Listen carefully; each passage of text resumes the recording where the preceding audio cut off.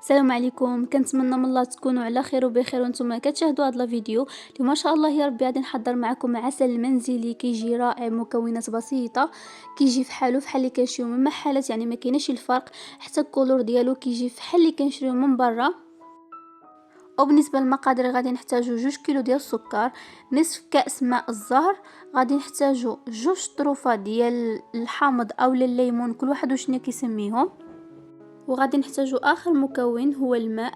بالنسبه للماء غادي نحتاجو منه لتر من الماء فقط.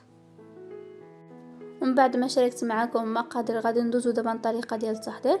اول حاجه غادي ناخذ هاد الكوكوط اولا الطنجره ديال الضغط، غادي نضع فيها ديك يطرو ديال الماء، ما غاديش نزيد فوق منه، ما غاديش نقص، يعني خصو يكون يطرو يعني كما هو، ما غاديش نزيدو فوق منه، ما غاديش نقصو باش تنجح لنا الوصفه. غادي نوضع ديك السكر عبر دفعات، غادي نوضع شويه شويه اولا وضعوه كامل، يعني كيبقى لكم اختياري، حيت تبارك الله الحجم يعني بزاف عليها. انا وضعته عبر دفعات. من بعد ما غادي نوضعوه في الطنجره، غادي نحرك مزيان السكر مع الماء حتى ينسجمنا. من بعد ما غادي ينسجمنا السكر مع الماء، هو ما غاديش يذوب كامل، يبقاونا بعض الحبيبات في القاع ديال الطنجره.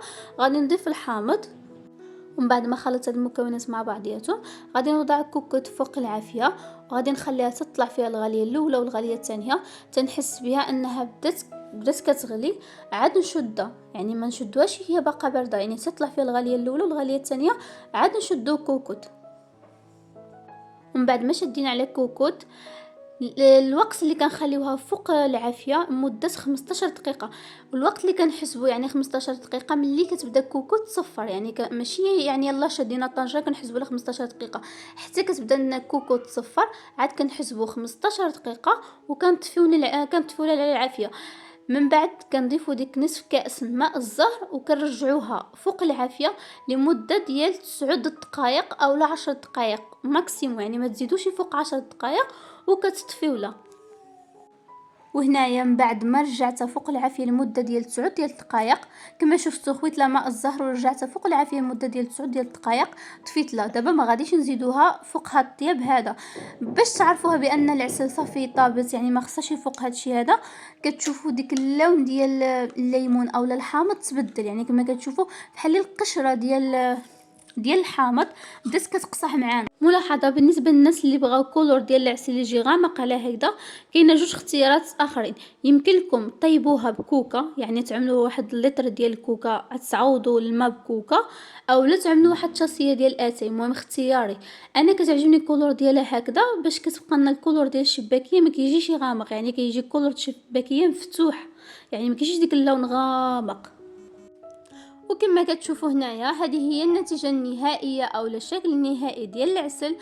كيفاش حصلنا عليها في الاخير من بعد ما خليتها ترتاح 6 ديال الساعات وبردات. كما كتشوفوا كتجي ثقيله ما شاء الله، ولكن من احسن انكم تخلوها ليله كامله كترتاح. انا للضروره كخصني ضروري نصوركم يعني النتيجه النهائيه، لهذا اضطريت انني نصورها من بعد 6 ديال الساعات، ولكن ضروري خصها ترتاح ليله كامله عاد خدموا بها اي معسلات بغيتو. صراحه كتجي فحال اللي كنشريو من محلات، يعني ما كايناش فرق، والمذاق ديالها رائع، وكتعدلوها على يداكم. انا كما قلت لكم الا بغيتو مثلا تعدلوا سطال ديال 5 كيلو كتعدلوا المقادير مضوبله، يعني 4 كيلو ديال السكر. كخلاصه لهذا الفيديو انا غادي نخلي لكم مقادير هادو اللي عدلت دابا والدوبلي د المقادير في صندوق الوصف. كنقول لكم شكرا على المشاهده ديال الفيديو، شكرا على الاشتراك في قناه حلويات الامهات. الى فيديو قادم ان شاء الله، كنتمنى انكم تجربوها وتردوا عليا. شكرا بزاف على المشاهده، وما تنساوش متابعه قناه حلويات الامهات فضلا وليس امرا. كنقول لكم شكرا على المشاهده.